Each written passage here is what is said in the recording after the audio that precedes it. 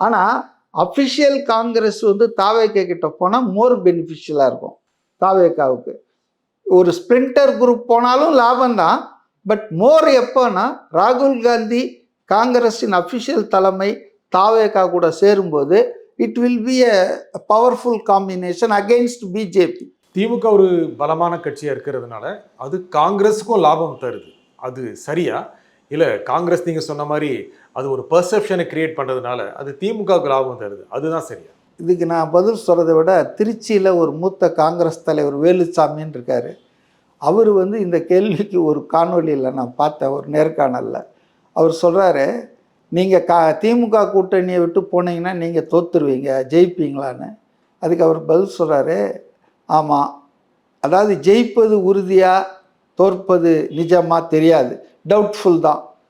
அது இங்கேயும் தான் திமுக கூட்டணியில் இருந்தாலும் அப்படியே ஜெயிச்சிட முடியாது. ஆனால் நாங்கள் வெளியே போனோம்னா திமுக ஆட்சியே இழக்கமே, பரவாயில்லையா?